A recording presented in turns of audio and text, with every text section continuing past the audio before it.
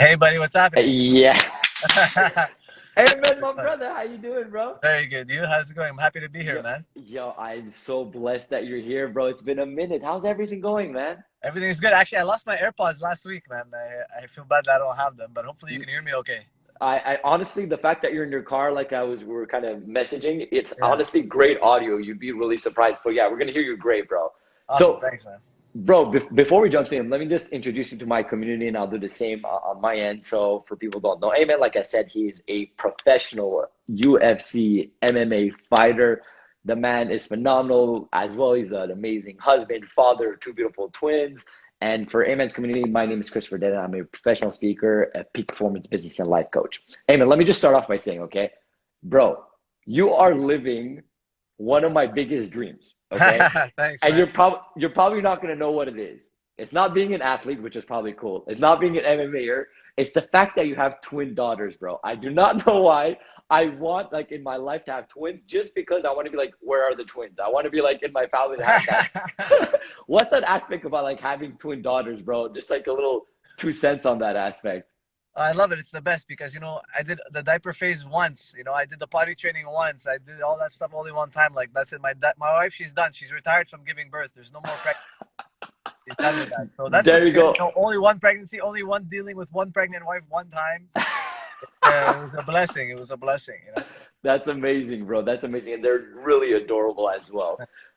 So, hey, man, I mean, there's so many things I want to talk about, bro, from your UFC career to how is everything going. I want to congratulate you on your previous fight that you just won, which was Thanks. amazing.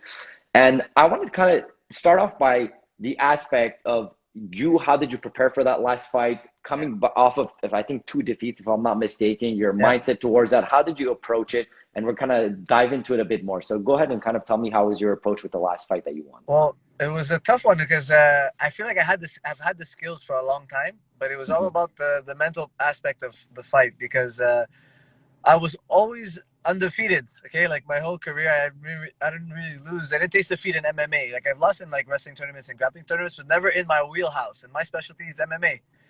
And then the fight I lost by KO, I thought I was okay mentally. Like I was like, all right, I lost, whatever, no big deal. I'll chalk it up as a low probability strike that happened, and I'll get back on the horse. And when I fought the fight after that against Vince Morales, I thought I was okay with my confidence. But once the fight started going, I started getting more nervous in the fight. Like, okay, like Oh shit. round one went good, but you didn't get knocked out, so don't get knocked out in round two. So I started like pulling back as the fight progressed. And it was like eating me up. And then on round three, I'm like, okay, I won the first two rounds, coast round three. So round three, I took my foot off the gas and I just like, I chilled out and I let him do whatever he wanted. Like, I just like try to put pressure on me, but I would dissipate it and walk away and do things like that. I didn't really force the action. And then I was just happy to get out of there without getting KO'd. And then I was more embarrassed by that loss than by the KO loss. So then I had to find myself, like, how can I fight without fear? So then I was looking for self-help books. I read a lot of books, and I fell on one. It's called The Tools. Okay. Oh, hello, Amen. We kind of lost you there. Can you hear me? Amen, can you hear me? I can't hear you anymore. Can you hear me?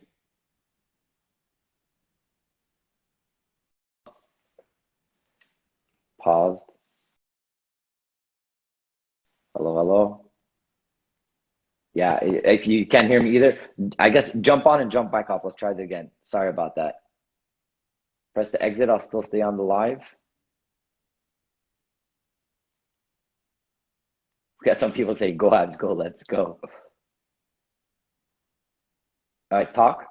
No, nothing. Okay, jump off the live, jump back on, and we'll try it again. Yeah.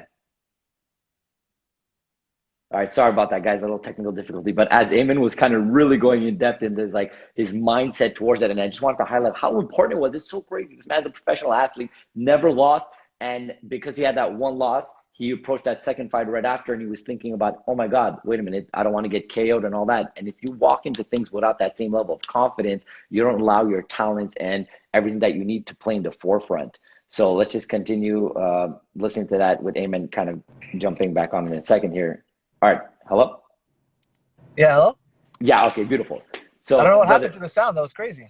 I have no idea. Sorry, it was the first time that happened. But you were talking about your ideology of like that second fight and kind of having that Yeah. mindset of like not wanting to get KO'd and kind of being like embarrassed afterwards. Continue on that thread that you were saying. Yeah, so I felt really embarrassed. Then I was looking for something to help me get my mental edge. So I was going through different self-help books because I read a lot of books, and I got a new one. It was called The Tools, Okay. and it taught me a mantra. It said, "I love the pain will set me free." So I just switched it to, "I love the fear will set me free." Let's go. And I said that from when I lost my fight until I got this last win. And I was able to fight with the most confidence I've ever had. Like whatever it was gonna be. As long as I faced the fear, whatever the outcome was, it doesn't matter. As long as I give it my best. But if I don't face that fear, I won't give it my best, like the fight I had lost previously. You know? I love that. And I don't know if you saw, well, you didn't see, but you jumped on and off. And I was kind of highlighting on the aspect of the mindset is Yeah, so strong in every sense of the way. Towards when you got to the second fight, you were thinking about, oh my God, let me not let do this so I won't get knocked off. And then afterwards, when you're able to do that mind shift and understand that fear is a construct of your own beliefs and yeah, imagination, you were kind of able to push it away and really allow your greatness to come out in a sense. So that's yeah. amazing. And how do you feel with that new confidence going into your next fight? Is there something announced? Is there something coming up on that end? Do you feel like, yeah, you're ready to go to that next level with that? Yeah, I'm ready to go to the next fight, but nothing yet, no news yet, No, you because don't. of the lockdowns and Ramadan had just passed and whatever. So it was hard to get the full training camp in, like a double practice and all Yeah. that. Especially with all the rules, I don't really want to talk about training with I don't want to get in any trouble or anything like that. But I had to do what I had to do to get by.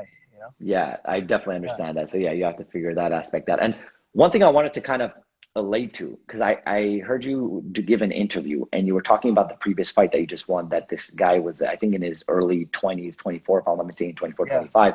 And if I'm not mistaken, you were 33, right? Is that Yeah. correct? Yeah. Okay. And you were saying you were fighting to the aspect of, that his neurons are a lot faster when you're young. So for Yeah. him to send a neuron from his brain, a message to his body to do this is a Yeah. lot faster. Towards you, Yeah. it's slower. So you had to slow down the fight so it comes to the same level as you. And I found that super interesting how Yeah. you're approaching your fights in such a technical, neurological way. Is this something Yeah. you've always done? Is it something that's new? And is there other things that you look at to really put the competitive edge for you when it comes to fights and your competitors, essentially? Yeah. Well, my brother is a very smart guy, and We're going to talk about that too. yeah, no, and we work with a lot of different coaches from a lot of different fields.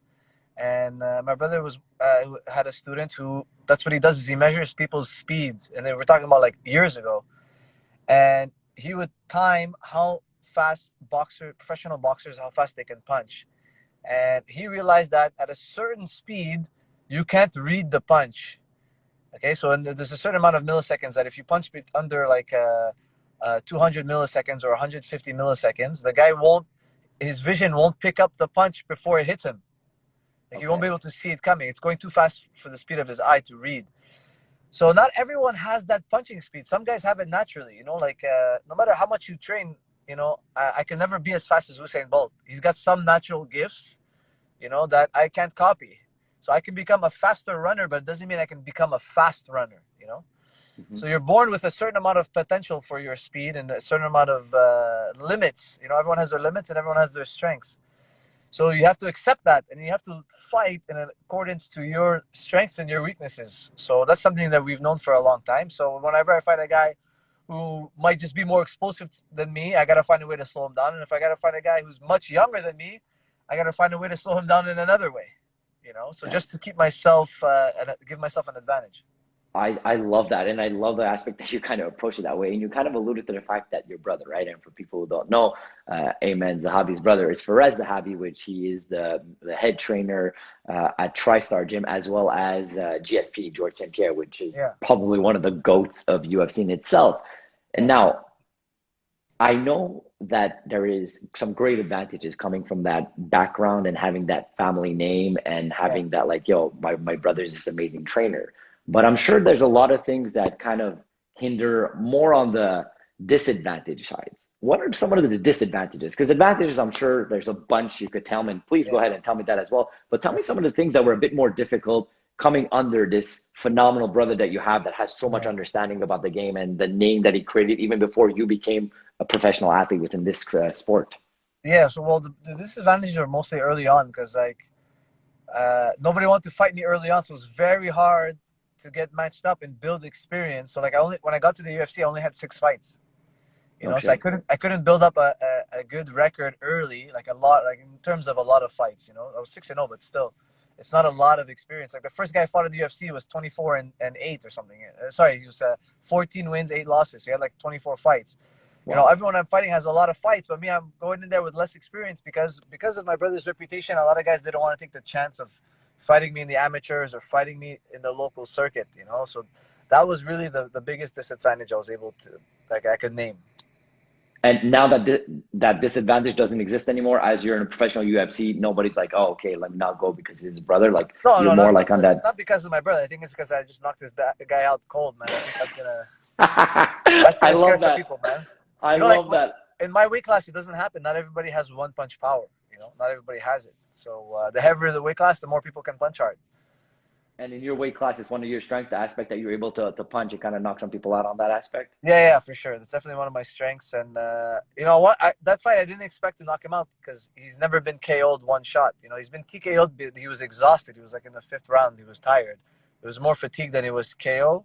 And I didn't expect to knock him out because he's so adorable. Like I've seen him get kicked in the face, kneed in the face, elbowed in the face, and nothing's ever phased him. So the plan really was to set up right hands to get him wary of them and to get him anticipating another right hand and then eventually fake the right hand to shoot on him, take him down because I'm a jiu-jitsu black belt and then he's like a purple belt or something. So I thought I would beat him on the ground. That was the main plan. Oh wow. Okay, so it kind of surprised you on that plan as well. Yeah. And Eamon, I want to ask you, what's your ideology or understanding of why fighting sports are so attractive to human beings? And when I'm talking about this, like, Yeah. brother, you know that I play sports and all that, but I am not a fighter. Like, I've never Yeah. thrown a punch. God willing, Yeah. I'll never have to. If I have to protect myself, protect my family, I definitely will. But what I'm saying here is, Yeah. wherever you go, imagine just walking down the street and you Yeah. see there's a brawl that breaks out, any human being is going to stop and look at it. Yeah. This is something that's been innate within us throughout our human evolution. If we look at the Yeah. gladiators, we look at like the fight, the wars, it's something really Yeah. innate. And I feel like UFC and boxing kind of brings that up. Why do you think there's such a high attraction to combat sports? And do you think it will always be predominantly present within our society moving forward? Yeah, man, you can't because we're violent. Humans are violent.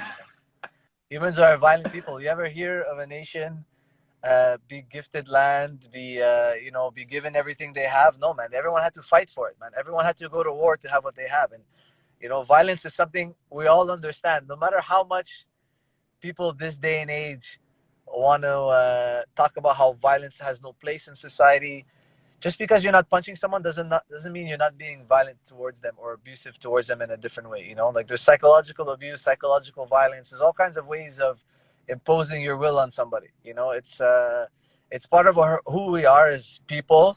Okay, it's part of who we are. And when it comes to fighting, uh, there's always been warriors, man. Always throughout history, there's always been glorified warriors. Okay, who help their people achieve something. And these days, it's not about like war so much technically when we fight in the UFC, but like I represent my team at TriStar, so I'm back. Like everyone I train with, man, they're rooting for me. My Mm-hmm. friends, my family, my country. Hopefully, like I try to represent Canada as best as I can to rile them up with me. Like I want to have them. I want to be their champion. Like they would say in Game of Thrones. I'm the Canadian, like the Canadian guy.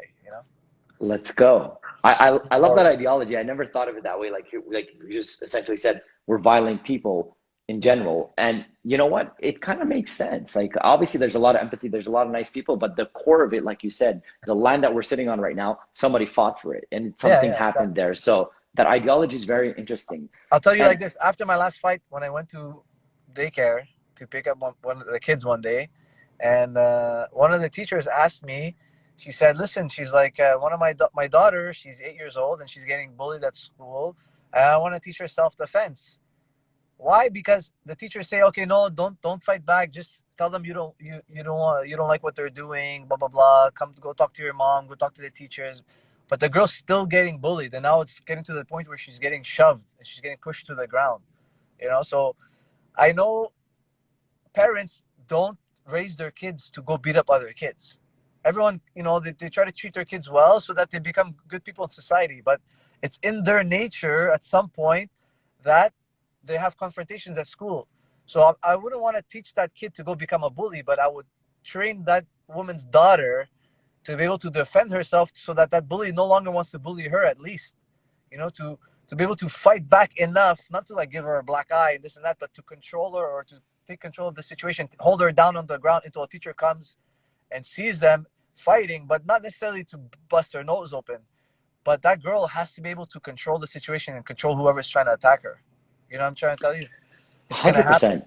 Yeah, 100%. And once again, it's interesting that you're bringing it down to the aspect of kids. Like nobody, I'm going to say nobody, I hope Yeah, nobody trains their kid to yeah, be like, hey, bullies or did do that. It's just yeah, natural things that happen in just evolution. And like you said, school grounds are very much like raw evolutionary things. So it's interesting how that breaks out. And when you were mentioning that, as I'm sure you know, George St. Pierre, the reason he started mixed martial arts because he was getting bullied and he's yeah, like, I have to defend myself. And he said, he's like, after I did that, he's like, the bullies didn't fight me just because I started gaining confidence. And then once you gain yeah, confidence, then they kind of leave you be. So that's interesting in itself, how you approach that.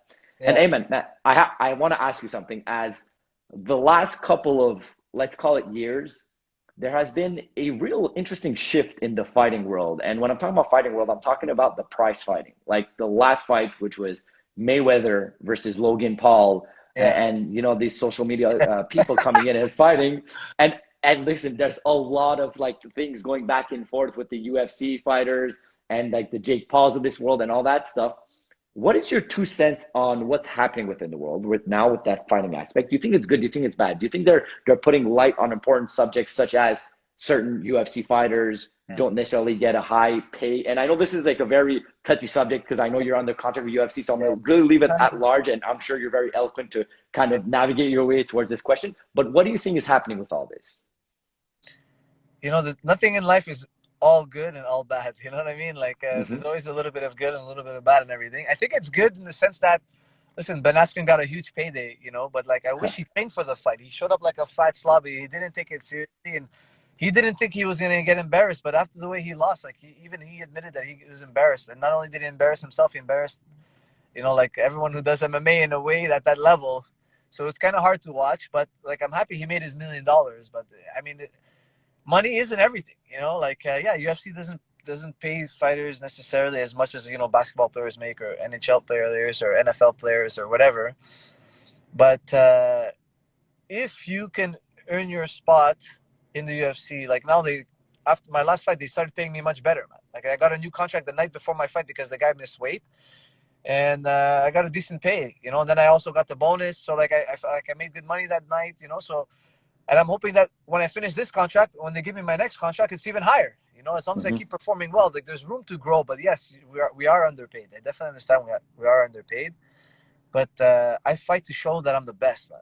I fight to show the best version of myself, and it's not easy, man. It's not easy to go in there in front of everybody and perform like you do in the gym. Like, when I fight in the gym here, it's my house. I own the place, so like, I perform obviously at my best.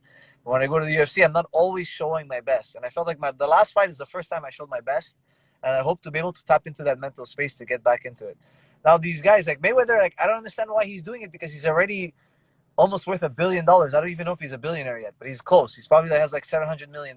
I don't know why he needs an extra 100 million to fight some YouTuber and put on such a freak show. I have no idea why he does it. Like, Ben Askren, I can understand if he wanted the money that bad.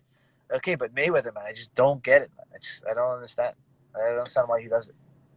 Yeah, like you said, it is really interesting, and I think he's very money driven, like he says it in his name, where it's Mayweather money, like he has it within Yeah, his title and all that stuff. So I think that's what kind of intrigues him going forward. yeah, But yeah, I think it is one thing that's interesting as well is that it's bringing more eyes on the sports of combat, and obviously they're not all of them are going to stick, but there are going to be some people that are going to stick, and it's, that kind of involves into being interested in fighting and then following some real fighters such as yourself and so on. That could be some interesting aspect within these fights yeah, as well.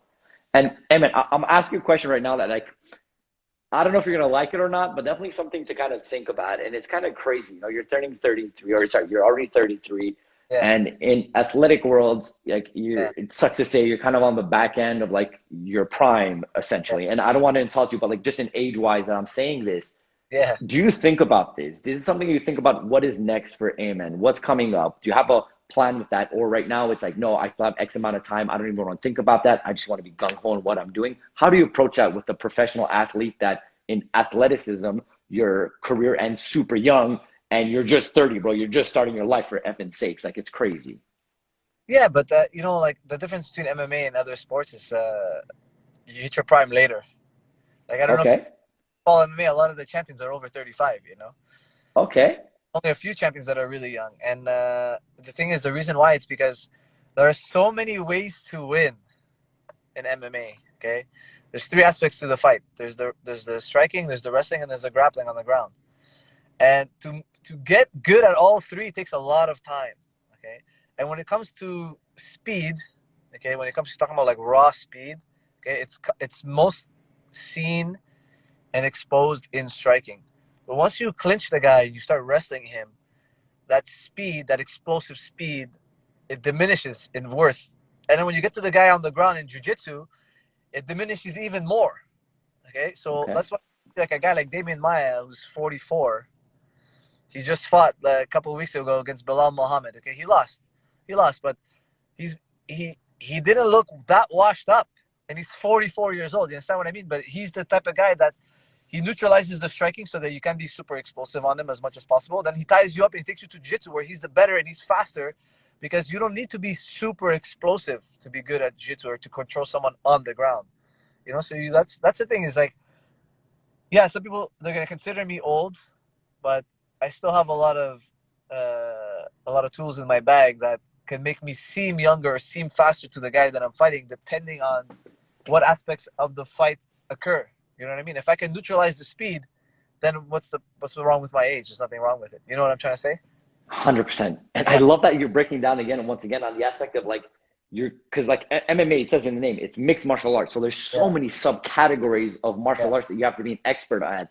And yeah, there's so many years for you to become a mastery at it. If you just look at what Malcolm Gladwell said, you need 10,000 hours to really develop a mastery. So if you need to be 10,000 hours in jiu-jitsu, like Brazilian jiu-jitsu, in taekwondo, in boxing, in wrestling, in this and that, brother, that takes years and years. You're not just doing it in one thing. So then yeah, what you're doing is you're noticing which art form is the best for where you are and when your opponent is, and you try to bring him towards a fight towards that art form where you'll be more advantageous essentially compared yeah. to the age and whatever, which is very interesting approach there, Amen. And After when I retire, I'm hoping to open a gym, man. That's it. I'm gonna open a gym, open my own, okay, cool. and then Okay, cool. that's it. So you're always going to be in that industry. Awesome. Yeah, And I have another question when it comes to yeah, your brother. Okay. And recently, or this is, I don't know if this was the recent one that GSP George St. Pierre went on the Joe Rogan podcast. And he had mentioned that he trains, or actually, sorry, this is your brother saying it. He's like, he trains his fighters not to be sore the next day. If you're yeah. working out and you're sore the next day, you're doing it wrong. And when Gotcha. I heard this, exactly like Joe Rogan said, he's like, oh my God, that means I have been doing my workouts wrong my whole life. And I'm somebody that works out a lot, like I do Yeah, CrossFit. And brother, I think I walk around sore all the time. yeah. So can you like shine a bit of light on that? What does your brother mean? Is that an ideology that you practice as well? So you're saying every single time you get out of the gym, you're not sore? Because I know you work out extremely hard and like almost like every single day. So what's Yeah. that ideology? How can you teach us about that? Well, the idea behind it is we have a skill-based mindset, you know. So we train to improve our skill. Okay, so let's say like, let's say when I fight. Okay, there's two ways for me to have good endurance during the fight. Number one is I'm extremely skilled and hyper efficient in all aspects of fighting. And the second one is general fitness, okay, general physical preparation. So if I have extremely high skill and my GPP, my general fitness is so, I'm still gonna look great in there. I still won't get tired, okay? Because I'm so efficient, nothing costs me more than it needs to. I don't need to push hard. I don't need to run at him. I don't need to do too much physical effort to attain my moves, okay? Or you can have the flip side, where a guy is incredibly strong, incredibly fit, incredibly explosive. He has all these different things for him, okay? And his skills are extremely low, extremely low. So Mm-hmm. for him, he might catch you early, okay? He might catch you in that first 2 minutes, but as the fight goes on, as he's inefficient to do his moves, even though he's got all this power, all this GPP, he's gonna gas out. Okay, he's gonna gas. So my brother's mindset is, we train in the gym, we push ourselves to 80%, 75%, 80%, so that we can always do more skill work after. Okay, so we have to train hard enough to get our GPP to a good level, a very good level, and then we have to be able to also be extremely skilled. But if you're always sore, you may not want to come to the gym and practice your skill. You know, Mm, so it's skill first, general fitness second. that is interesting. Yeah. Okay, so he breaks it down on the aspect of if he wants the fighters to come back in the gym, you can't push this aspect too much because then maybe they'll second guess if they're sore, this and that, the other. And he Yeah. puts the skill aspect first. Okay, I get that. I get that. And how does that transition? Is this just for the mixed martial arts work? Like, does this transition to somebody that does weightlifting, somebody that plays soccer, somebody that plays basketball, somebody that does CrossFit, such as myself? Does that transition to other sports? I mean, it depends what you want. Like us, we don't lift for size, you know. So I don't know if you Mm-hmm. want to get bigger arms. I'm sure you're gonna have to Gets what? max out Okay. your reps. You know, you're gonna have to do a lot of weights and get sore, right? You're gonna have to tear those muscles up so that they come back bigger. Us, we don't lift for that, you know. So I don't know. Like it depends what kind of sport you're in or what you're training for. You know, I wouldn't say it's a blanket statement for everyone. Okay, that's Oh, very very accurate and very good. And I like the way that you explained it with the with like I said, looking at the skill and your cardio level. And one last question that I have before I'm gonna let you go over here. Listen, I'm somebody that has a lot of cardio, yeah, and I think I'm somewhat athletic, yeah, but every single time I watch fighters come into the fighting game, especially like I said, with this new thing that's happening with the fighting that are superstar athletes, like such as like Ocho Cinco, bro, Chad Johnson. He's like an amazing athlete, and he's like, I started fighting and I gassed out, and he's not known to gas out. This guy's an NFL superstar. Why yeah. is it that in fighting people gas out so much more faster when it comes to their cardio than when they do any other sports? Is there a correlation? Is it because you're afraid that you're going to get hit? What happens? Is there an answer to that? Yeah, well, definitely it's because they're highly inefficient. Their skill level is low. Okay, Okay. that's what I was telling you. Like, you can be the best athlete, man. Like, I don't care. Like, Chris, you come to my gym, okay, with all your cardio. Once I grab onto you, I don't know if that cardio is still gonna be what it was. You get, and not in, like in a way that like not in, even in a submission, but just when we tie up, you know, when we tie up, I know how to relax when we're tied up. You don't. Okay. Okay, so there's the Okay. nerve, number one, because now you're out of your element. You get what I'm trying to say? You're out of your Yep. element. You're freaking out. So your body's firing. Okay, your muscles are tense. Okay, at times where they shouldn't be tense. Like I can grab you in a way that's like you're safe, man. You're super safe, but you'll think you're in danger. You'll think you're in danger, and you're gonna be firing those muscles. Your legs are gonna be tight. Your arms are gonna be tight. Your abs are gonna be squeezing, and that's where you're dissipating a lot of energy that you shouldn't. So that's where I'm saying you're becoming inefficient. So that's why a lot of fighters they get really good later on in age because they need to figure out how to chill in a fight, you know. And that's why you see a lot of times in the UFC, a lot of guys they gas, and it's because their GPP may be super good. Okay, a lot of these guys are highly athletic, okay? And a lot of them have great conditioning coaches. And you know, conditioning is not rocket science either. Mhm. But fighting is very complicated. Fighting is very complicated, and like I said, unlike boxing, there's three aspects. There's the wrestling, there's the striking, and then there's the ground. Whereas the boxing, you can become better conditioned for boxing quicker than you can be for MMA because there's only one aspect of the fight. You know, once you learn Mhm. that aspect, you're good. But in MMA, you gotta learn three aspects of fighting, so it's much harder to get good at it. It takes much longer. I mean, you know, That so is that's why amazing. you see a lot of guys gas out, man. It's not because they're unathletic. That has nothing to do with their athleticism. It has to do with their efficiency. I love the way you kind of said it. The second you have somebody's hands on you, you're able to kind of be in your zone of like, okay, control your heart rate, control this towards the other one is freaking out. So your cardio kind of takes the side. So I Yeah, really appreciate that. grab me in a way that I know for sure there's nothing you can break. You can't break anything right now. Why would I be worried? But if I grab you in that same way, you don't know whether or not there's something I could break. You know, Interesting. that's Interesting. drive you nuts. And Amen, I just want you to kind of say one last thing. When it Yeah. comes to anybody that's striving to be a professional athlete or a mixed martial artist, what advice would you give them? And I'm saying this with, man, first of all, I don't know if I said this or not, but I'm saying it now. I am so proud of you, bro, from where you are, where you came, because we've known each other for a minute. I've Yeah, legit seen your fights when you were doing it at scratch and like at the yeah, Coliseum of Laval, and I saw your come up and it is such like an I love greatness, bro. Like everything I yeah. do, I study greatness and I understand when I see greatness, there's hours and hours and hours behind Yeah. that craft. For you to get that like UFC contract, there's crazy amount of time. what do you speak towards what it takes to be great at your field, to be an athlete? And what would you speak to those people or anybody that's trying to go within their greatness? Because you're literally a one percenter, bro. Being a Yeah. professional athlete and doing that, what would you speak to that to anybody that's trying to really live within their greatness? Uh, the most important thing is have a good attitude, because no one's gonna want to train you. No one's gonna want to train with you. No one's gonna want to help you if you don't have a good attitude. Okay, that's number one. Number two is you have to have a growth mindset. Okay, you can't let losing in the gym or getting beat up or starting with shit cardio or not being physically super strong naturally to set you back, you know? So you have to have the growth mindset, and you have to believe that you can't fall out of the basement, man. Everybody starts at the bottom, and eventually if you stick with it, you'll get good. But you'll never get good with a shit attitude, you know? So you need to have a good attitude and a growth mindset.